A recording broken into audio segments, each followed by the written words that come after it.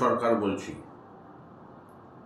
আচ্ছা, এই যে সুপ্রিম কোর্টের যে ফাইনাল জাজমেন্ট বেরোলো গত 3রা এপ্রিল, এবং তারপরেও আরেকটা অর্ডার বেরিয়েছে 17ই এপ্রিল মধ্যশিক্ষা পর্ষদের বিশেষ অনুমতির প্রার্থনা করে যে আবেদনটা করা হয়েছিল তার পরিপ্রেক্ষিতে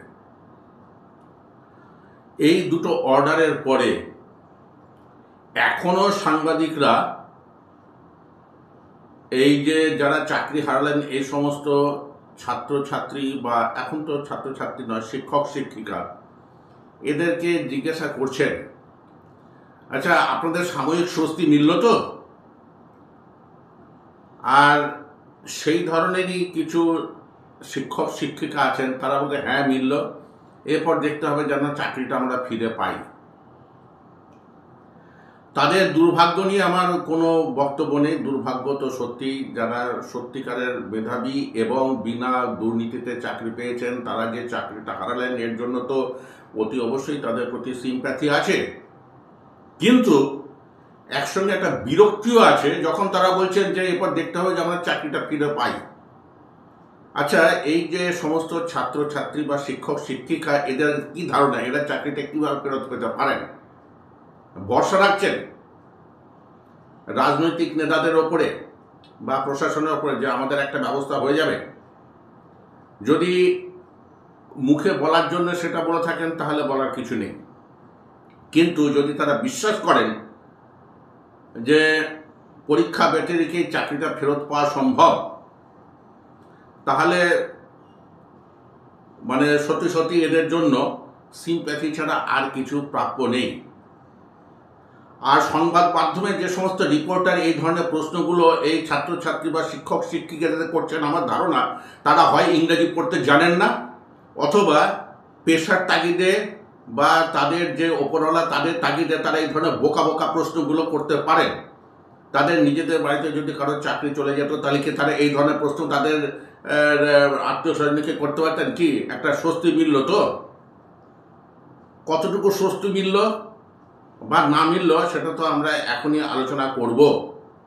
তার আগে একটা কথা বলে রাখি যে 3টে অর্ডারের 3টে ডিফারেন্ট পার্টস কিন্তু আমি এই ভিডিও শেষে রেখে দিচ্ছি, যেখান থেকে যাদের সত্যি সত্যি জানার ইচ্ছে আছে যে আসলে পরিস্থিতি কি, তারা এইখান থেকে জেনে নিতে পারবেন। কারণ division bench justice Debangshu Basak এর যে ডিভিশন বেঞ্চ, তার যে রেলিভেন্ট পার্ট এর সঙ্গে আছে সুপ্রিম কোর্টের যে ফাইনাল অর্ডার তার রেলিভেন্ট পার্ট, আর এই যে 17 তারিখে মধ্যশিক্ষা পর্ষদের আবেদনের ভিত্তিতে সুপ্রিম কোর্ট যেটা বলেছেন তার পুরো অংশ ভিডিও শেষে কিন্তু দিয়ে দেওয়া হচ্ছে।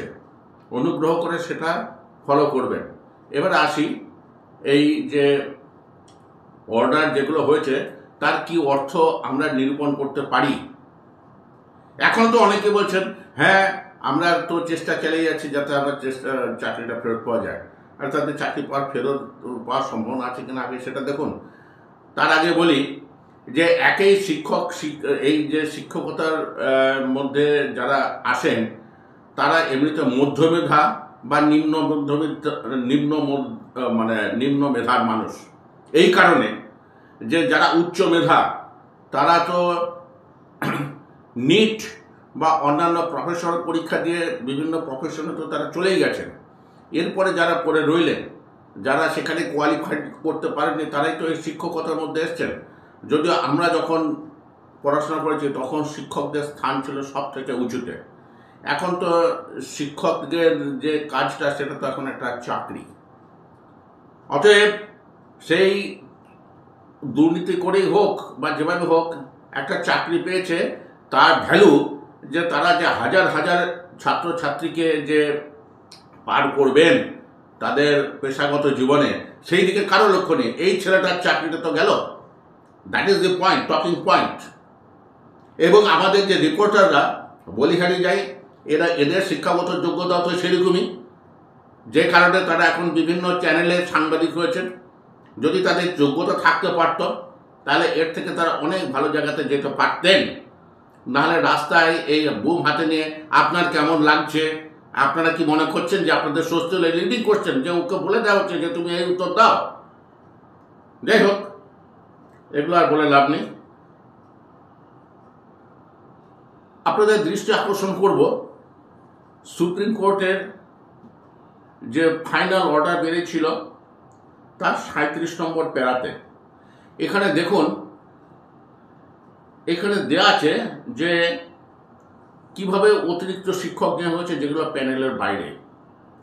যেমন 9 এবং 10 সেখানে 11,425 জন শিক্ষক নেওয়ার কথা ছিল, নেওয়া হচ্ছে 12,946 জন।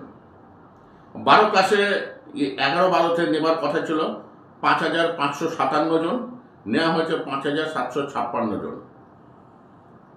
আর গ্রুপ সি অ্যান্ড ডি অর্থাৎ কিনা করণিক এবং অন্যান্য যে কাজের জন্য যে গ্রুপ ডি, তাদের জন্য কি আছে? তাদের জন্য আছে 3,881টা চাকরি হওয়ার কথা ছিল, হয়েছে 4,550 জন। অর্থাৎ কিনা টোটাল যে চাকরিটা হচ্ছে তাদের সংখ্যা হচ্ছে 25,735। এদের সবার চাকরি কিন্তু গেছে। তাদের মধ্যে একটা অংশ আছে যারা টাকা ফেরত দিতে বাধ্য, আর বাকিদেরকে টাকা ফেরত দেওয়ার কোনো প্রয়োজন নেই। টাকা ফেরত কারা দেবেন? জাস্টিস দেবাংশু বসাকের যে জাজমেন্ট আছে সেখান থেকে পড়ে শোনাচ্ছি। 363 নম্বর প্যারার 4 নম্বর যে অনুচ্ছেদ, তাতে বলা হয়েছে persons who had been appointed outside the panel, অর্থাৎ কিনা প্যানেলের বাইরে যাদের চাকরি হয়েছে after expiry of the panel, অর্থাৎ কিনা প্যানেলের যে সময়সীমা শেষ হয়ে যাওয়ার পরেও যাদের চাকরি হয়েছে, as also who submitted blank OMR shits, অর্থাৎ কিনা যারা শূন্য খাতা দিয়েছেন বাট অবটেইনড অ্যাপয়েন্টমেন্টস, কিন্তু চাকরি পেয়েছেন, must return all remunerations and benefits received by they to state exchequer, অর্থাৎ কিনা তারা চাকরি পাওয়া থেকে শুরু করে ফেরত দেওয়ার দিন পর্যন্ত যে যে টাকাগুলো তারা পেয়েছেন সেই সমস্ত কিছু রাজ্যের কোষাগারে সেই টাকাটা ফেরত দিতে হবে অ্যাট অ্যান ইন্টারেস্ট অফ 12%। এটা ফাইনাল অর্ডার নয়, কারণ এরপরে সুপ্রিম কোর্টের অর্ডার আছে, সেটা তো আমি পড়ে শোনাবো। আচ্ছা, নাল অ্যান্ড হোয়াইট ডিকশনারি দেখে নিন, যে ডিকশনারিতে কি লেখা আছে। নাল অ্যান্ড হোয়াইট মানে কি? বাতিল। ভয়েড মানে শূন্য। এই কথাটা দুবার এসছে ডিভিশন বেঞ্চের অর্ডারে। প্যারা 333 কি বলছেন? We are therefore constrained to hold, আমরা বাধ্য হচ্ছি এই পজিশন নিতে, that since the entire selection process is vitiated, অর্থাৎ কিনা যে এন্টায়ার সিলেকশন প্রসেস যেহেতু দূষিত হয়েছে, all appointments given thereunder, এই সমস্ত সিস্টেমের মাধ্যমে যে চাকরিগুলো দেওয়া হয়েছে are required to be cancelled, এদের বাতিল করে দেওয়া প্রয়োজন। All appointments granted thereunder, যে সমস্ত অ্যাপয়েন্টমেন্ট দেওয়া হয়ে গেছে, are declared null and void. যদি কোর্ট যদি চাকরিটাকে বাতিল করে দেওয়া থাকে, তাহলে চাকরিটাকে উদ্ধার করার ক্ষমতাও কিন্তু সেই কোর্টেরই আছে। অর্থাৎ কিনা সেটা সুপ্রিম কোর্টের হাতে ছিল। যতক্ষণ পর্যন্ত অ্যাপিল চলছিল ততক্ষণ পর্যন্ত ব্যাপারটা মধ্যে একটা যুক্তিগ্রাহ্যতা ছিল, যেহেতু হাইকোর্টের ডিভিশন বেঞ্চের থেকে সুপ্রিম কোর্টের বেঞ্চ সুপিরিয়র কোর্ট। আবার জাস্টিস দেবাংশু বসাকের যে ডিভিশন বেঞ্চের 363 2 নম্বর অনুচ্ছেদ দেখুন, সেখানে কি বলা আছে। All appointments granted in the selection process involved being violative of Article 14 and 16, এই যে এই রিক্রুটমেন্ট প্রসেসে যে চাকরিগুলো হয়েছে সেগুলো যেহেতু আর্টিকেল 14 এবং 16 অফ ইন্ডিয়ান কনস্টিটিউশন সেটাকে যেহেতু ভঙ্গ করছে, আর ডিক্লেয়ার্ড নাল অ্যান্ড ভয়েড, অর্থাৎ কিনা ডিভিশন বেঞ্চ থেকে বলে দেওয়া হলো যে চাকরিগুলো নাল অ্যান্ড ভয়েড। এবারে কোনো অফিসার বা কোনো নেতা যদি বলে যে তোমাদের ব্যাপারটা দেখছি, তাহলে সেটাকে কিভাবে বিচার করা উচিত? আচ্ছা, এরপরে আসুন যে সুপ্রিম কোর্টের ফাইনাল অর্ডার, এই ডিভিশন বেঞ্চের অর্ডারের পরে কি বলছে? The last question relates to the relief and whether it requires any modification. অর্থাৎ কিনা supreme court division bench Soma Das বলে একজনকে ক্যান্সারের কারণে কিন্তু তার চাকরিটা বাতিল করেনি। অতএব সেটা হচ্ছে একটা relief, and whether it requires any modification, অর্থাৎ ডিভিশন বেঞ্চের যে অর্ডার তার কোনো মডিফিকেশনের প্রয়োজন আছে কিনা। এটা হচ্ছে para 45। We find no valid ground, আমরা কোনো সেই ধরনের যুক্তি খুঁজে পাচ্ছি না। অর গ্রাউন্ড অর্থাৎ ভিত্তি, আর রিজন মানে যুক্তি, ভিত্তি আর যুক্তি পাচ্ছি না, two interfere with the direction of the high court, অর্থাৎ কিনা হাইকোর্টের যে অর্ডার আছে তার সঙ্গে ইন্টারফেয়ার করার, অর্থাৎ কিনা ওটাকে বাতিল করা বা কোনো কিছু করা, এই ধরনের প্রয়োজনটা কিন্তু সুপ্রিম কোর্টের মহামান্য যে প্রধান বিচারপতি বেঞ্চ তারা কোনো ভিত্তি খুঁজে পাননি। That the services of the tainted candidates, tainted মানে বুঝতে পারছেন যে দাগি, where appointed must be terminated and they should be required to refund any salaries payments received. Since their appointments were the result of fraud, this amounts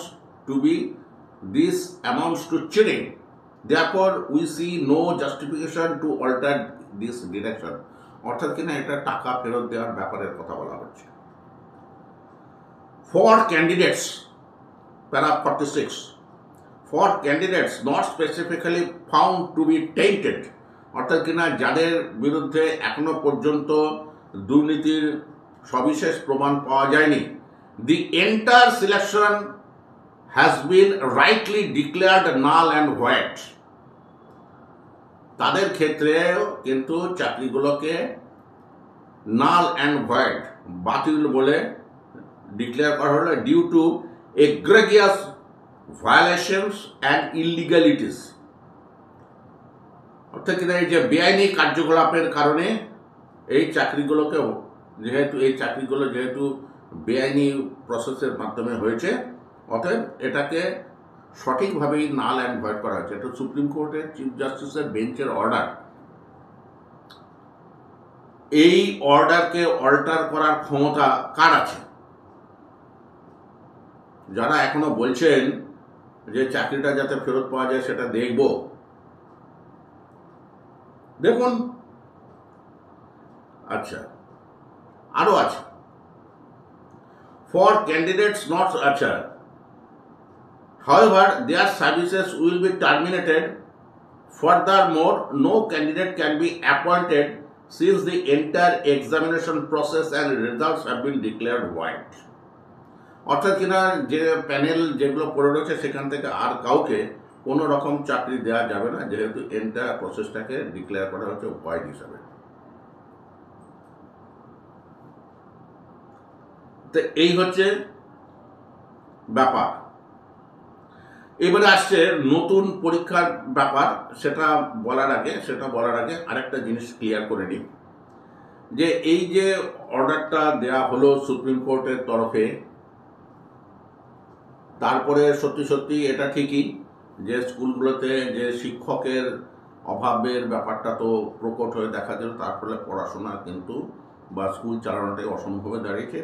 সেই জন্য তারা আবেদন করেছিলেন যে সেশনটা শেষ হওয়া বা নতুন চাকরি না হওয়া পর্যন্ত এদেরকে যেন কন্টিনিউ করতে দেওয়া হয়।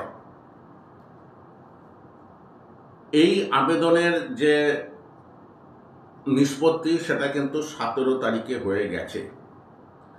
Miscellaneous application number 709 of 2025 in civil appeal number 4805 of 2025 ভিডিওর শেষে কিন্তু এই অর্ডারের এই পাতাগুলো তুলে দেওয়া আছে, রেফারেন্সের জন্য আপনারা এটা দেখে নিতে পারবেন।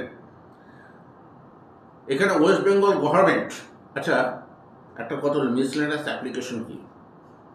ধরুন ফাইনাল অর্ডার হয়ে যাওয়ার পরেও কিছু কিছু ক্ল্যারিফিকেশন বা হয়তো কিছু কিছু প্রসিডিউরাল হয়তো একটা রিল্যাক্সেশনের জন্য এবং বাস্তব গ্রাহ্য কারণে কিছু কিছু আবেদন নিবেদনের ব্যাপার থাকে। মিসলেনিয়াস অ্যাপ্লিকেশন হচ্ছে সেই ধরনের ব্যাপার, এর ওপরে কোনো অ্যাপিল হয় না, কিন্তু কিছু অ্যাডজাস্টমেন্ট মহামান্য বিচারপতিরা করবেন কি করবেন না সেটা কিন্তু দেখার একটা সুযোগ থাকে, সেটাই হচ্ছে মিসলেনিয়াস অ্যাপ্লিকেশন। তার নাম্বারগুলো তো পেয়ে যাচ্ছেন শেষে। কি লিখছেন?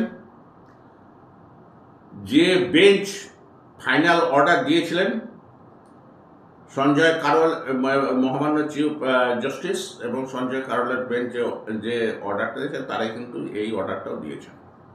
We are inclined to accept the prayer made in the present application.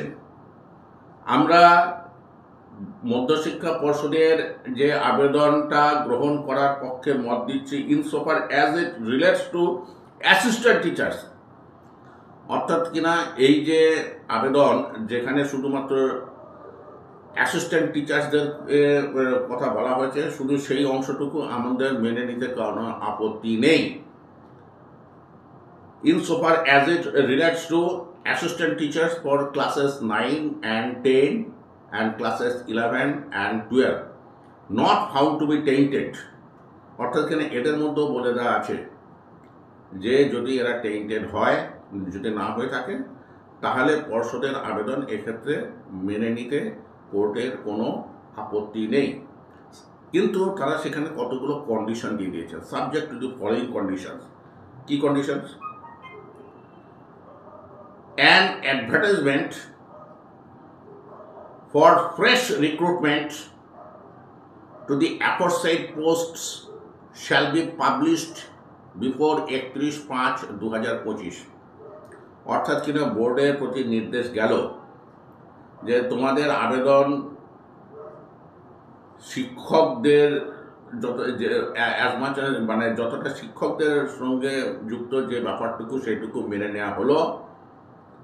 যদি 31/5/2025 মধ্যে তোমরা একটা বিজ্ঞাপন পাবলিক অ্যাডভার্টাইজমেন্ট বার করো এই নতুন নিয়োগ সংক্রান্ত।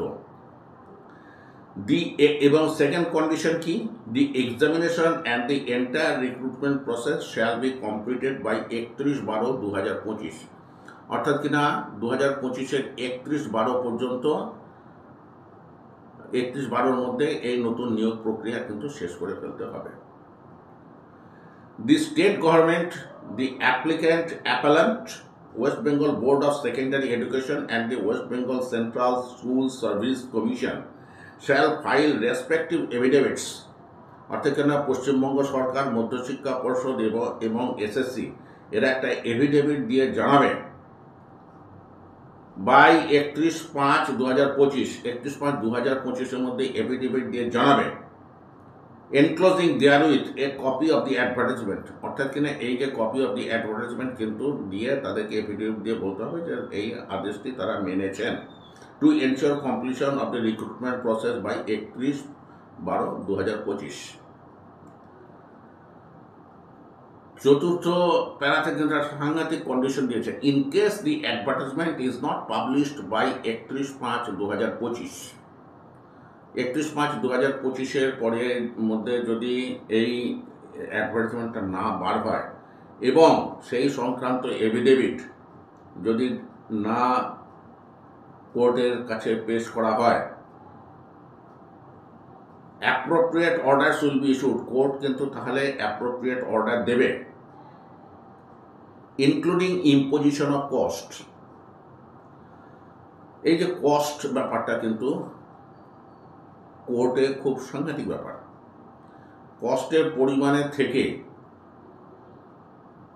1000 টাকাই হোক, 1 লাখ টাকাই হোক, যাই হোক, এই কস্ট মানে কিন্তু তোমার দায়িত্ব জ্ঞানহীনতা এবং যে নেগলেক্ট অফ ডিউটি সেটা কোর্ট কিন্তু প্রকাশ্যে বলে দিচ্ছে। টাকার অঙ্কের থেকে কোর্টের যে অ্যাট্রিবিউশন এইটা কিন্তু আরও অনেক মারাত্মক। And racketing of the present order, এবং সেই ক্ষেত্রে এই অর্ডারটা কিন্তু উইথড্র করে নেওয়া হবে। অর্থাৎ কিনা যেটুকু রিল্যাক্সেশন দেওয়া হয়েছিল সেটুকু উইথড্র হয়ে যেতে পারে এসএসসিকে। সেই জন্য এসএসসি, মধ্যশিক্ষা পর্ষদ এবং পশ্চিমবঙ্গ সরকারকে সেই জন্যে কিন্তু একটা এফিডেভিট দিতে হবে। We clarify that this order shall not be read as conferring any special right. এই যে অর্ডারটা দেওয়া হলো এর মাধ্যমে কিন্তু we shall not be read as conferring any special right or advantage on the aforesaid teachers, অর্থাৎ যে টিচাররা 31/12/2025 পর্যন্ত চাকরি করবেন তাদের কিন্তু কোনো বিশেষ অধিকার এই অর্ডারের মাধ্যমে জন্মাচ্ছে না। ইনসোফার as the fresh recruitment process is concern, অর্থাৎ কিনা যে সিনিয়রিটি বা তাদের কোয়ালিফিকেশন, এক্সপিরিয়েন্স বা এই যে বা এনি যে হয়তো এসএসসি করবে না করবে জানা নেই, যদি দেখা যায় যে এদের কোনো অ্যাডভান্টেজ দেওয়ার ব্যাপার হচ্ছে যেটা বাকিদের মধ্যে নেই, সেই স্পেশাল অ্যাডভান্টেজ কিন্তু এরা মানে সোজা কথা হচ্ছে যে যারা এই চাকরি করছিলেন তারাও একদম ফ্রেশার হিসেবে তাদেরকে বসতে দেওয়া হবে। We are not inclined to accept the prayer in the present application insofar as non-teaching posts in Group C and D are concerned, as the number of appointees specifically found to be tainted in the said groups is substantially high, and secondly, what has prompted us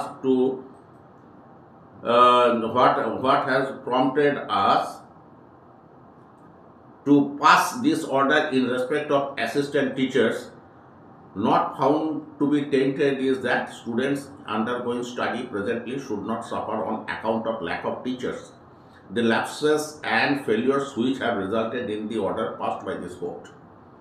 অর্থাৎ কিনা যে group C and D দের জন্য কিন্তু বলা হয়েছিল যে এদেরকেও স্কুলে আসতে দেওয়া হোক, কাজ করতে দেওয়া হোক, কিন্তু কোর্ট সেটা মানতে চায়নি এই কারণে যে টেইন্টেড অর্থাৎ কিনা দাগি এই যে ক্যান্ডিডেটের সংখ্যা গ্রুপ সি অ্যান্ড ডিতে তার পার্সেন্টেজ কিন্তু টিচারদের থেকে অনেক বেশি, এবং ছাত্রছাত্রীদের পঠন পাঠনে শিক্ষাকর্মীদের থেকে শিক্ষকদের গুরুত্ব অনেক বেশি। এর জন্য আপৎকালীন ব্যবস্থা হিসেবে আনটেন্টেড অর্থাৎ কিনা যারা দাগিরা এই টিচারদেরকে শুধু এই কনসেশনটুকু দেওয়া হলো, অর্থাৎ কিনা যারা শিক্ষাকর্মী তাদের জন্য কোনো রকম এখানে কিন্তু ছাড় দেওয়া হলো না। The miscellaneous application stands disposed of in the aforesaid term, অর্থাৎ কিনা পশ্চিমবঙ্গ মধ্যশিক্ষা পর্ষদ যে অ্যাপ্লিকেশনটা করেছেন সেটা এইভাবে শেষ করে দেওয়া হলো। এইবারে কিন্তু দেখতে হবে যে শিক্ষক এবং শিক্ষাকর্মী এদের সংখ্যাগুলো কতটা। মোটামুটিভাবে মেনে নেওয়া যাক যে প্রায় 6000 মতো হচ্ছে অশিক্ষক কর্মী এবং 19,000 মতো হচ্ছে শিক্ষক কর্মী মানে শিক্ষক। অর্থাৎ কিনা শিক্ষাকর্মীদের কোনো প্রশ্নই নেই, শুধু আনটেন্টেড শিক্ষকদেরই ব্যাপার স্কুলে ঢোকার পক্ষে।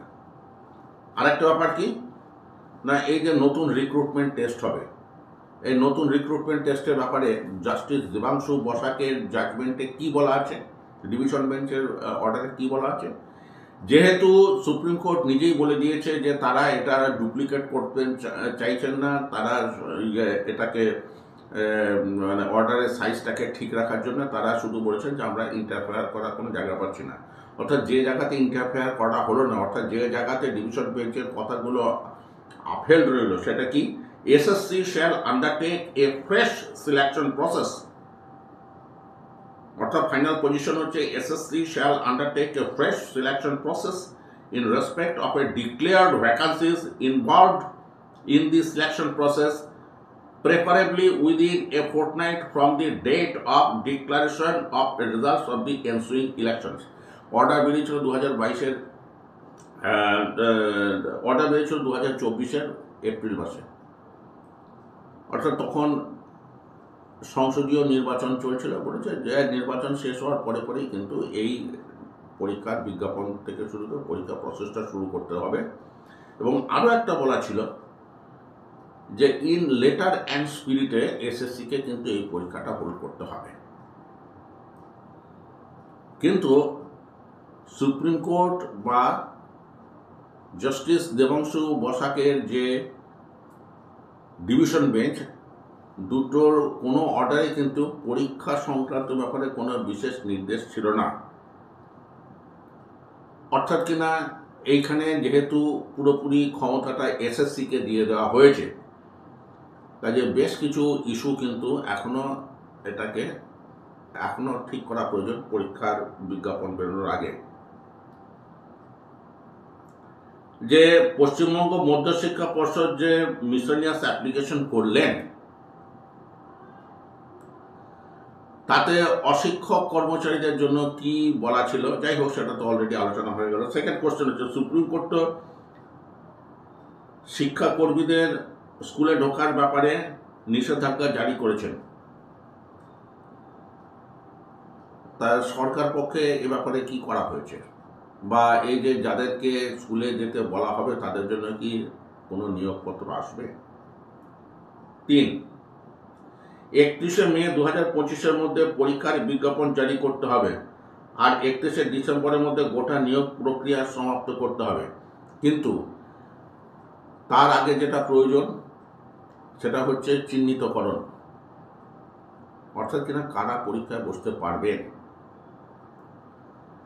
দুটো জিনিস কিন্তু চালু আছে, একটাকে বলে ব্যাকলগ ভ্যাকান্সি, আর আরেকটাকে বলে এই রিটেস্ট।